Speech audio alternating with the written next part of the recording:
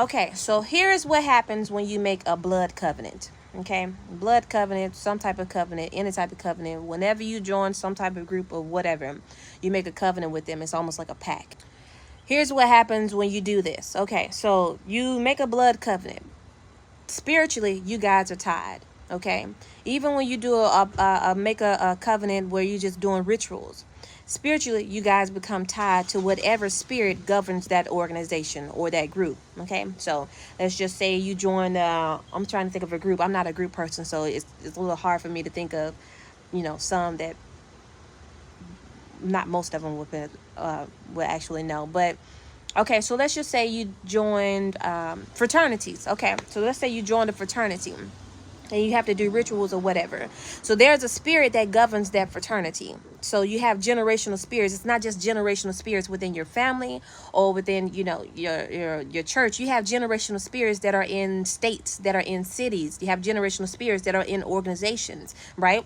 And when there's a spirit that governs the group or the organization or whatever it is, and it's a generational spirit. And what happens is when you do these rituals or you do certain things or you make a covenant with these groups, you become tied to them spiritually. So you make a promise, and if ever there comes a point where you break that promise, the spirit will have legal grounds to access you spiritually, because you made a promise or a covenant with them, and then there is nothing that you are tied to that's actually stronger than the spirit, unless you come to God and Jesus Christ. So Jesus Christ overpowers all spirits, right?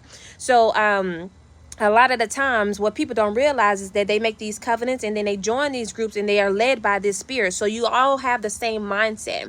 You are influenced by the same spirit and you don't even realize it. Although you are individuals, you are still influenced by the spirit that governs that organization that you just made this covenant with. So a lot of the times people, even if they want to, let's say if they wanted to speak out about something, if they see injustice taking place or they see something happening, they want to speak out about it because individually there's something working within them, because God's divine spirit dwells within us. But they're not able to speak out about it most of the times because they have allowed a spirit to overtake their divine nature that they're connected to God. The spirit now overtakes them and influences them, and the spirit will not allow them to speak about certain things. It won't allow them to speak out about certain things, because if that spirit is ruling them, it's almost like the spirit controls them, right?